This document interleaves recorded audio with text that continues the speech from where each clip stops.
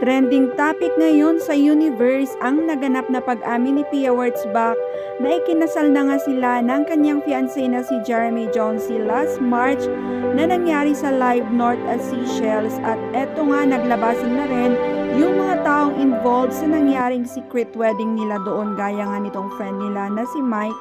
At sabi nga niya, in March, I had the honor of filming my good friends Jeremy Jonesy and Pia Wurtzbach get married in the Seychelles. Congratulations guys. At yan nga yung kanyang finelm. Oh, North Island, here we come. This is the remote island we stayed for the wedding. So eto po ang share ni Mike. Ayan, so isa sa friend nila itong kumuha, nag-film ng secret wedding na yan, and now ngayon rin lang nila pinagpo-post, syempre kasi nga secret wedding yan, pero since pinablik na ni Pia, at syempre hindi magtatagal, lalabas din yung balita na ito, at maybe now is the right time. So may mga visitors din pala talaga ang mag-asawa na yan, at sabi nga ng mag-asawa, thank you for all your sweet messages. I'll be posting some photos of our wedding too.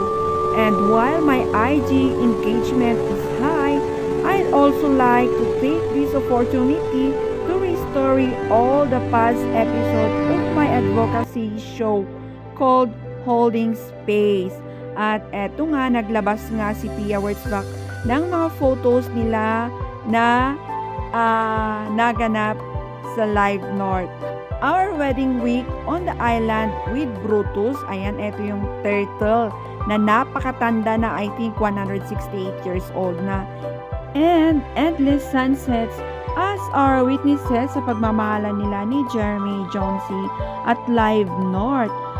So, yung mga kumunga ng mga memories nila na yan is Nelwyn Oy photo at Pat D 11 at Team Pat D. At eto nga, naglabas na nga si Pat D ng mga photos, at ang caption niya dyan is, "These two so real and authentic. Lucky to be shooting the nicest and coolest celebs in the industry." Ayan, so pinagtatag niya yung mga team niya. Ayan, Team Pat D, Nelwyn Oy photo, ayan.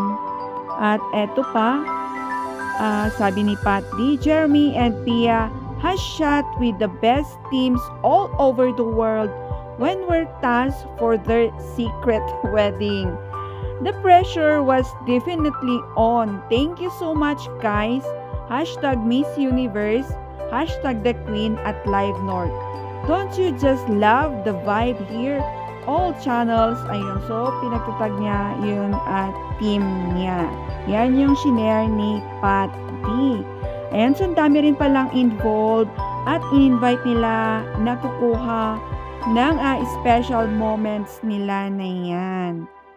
Sabi nga ni Nelwyn, uy, may secret mission last March. Ayan, so finally, nakapag-out na po sila. Syempre, secret wedding yan. Mahirap maitago, at finally, naitago naman ng mabuti, and now, they are free.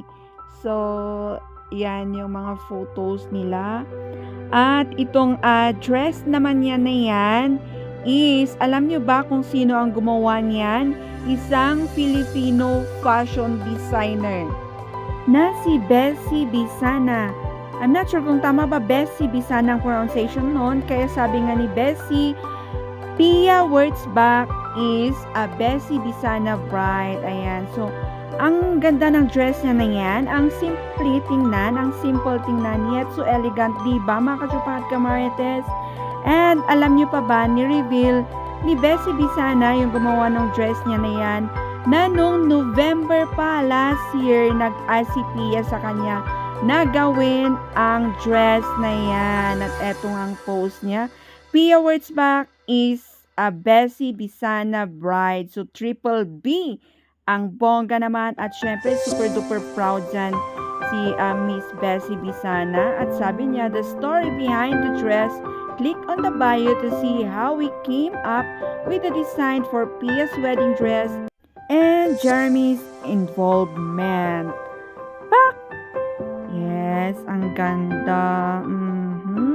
So, itong secret wedding na ito is matagal nang pinagplanuhan ng mag-fiancé pala na yan. Ayan. So, planado rin pala siya, hindi yung biglaan. At eto nga ang photos nila together nung nag-meet sila sa New York. Ayan, nung nagpagawa dyan last November. Ayan, congrats once again. So, yan lang po mga kasyupa at kamarites ang aking minarites sa inyo, charot. Ayan, so full video na ito. Ayan, at least nakita na natin lahat. Pero yun lang, wala tayong nakita talaga na family members nila both sides. So maybe may big wedding na mangyayari soon.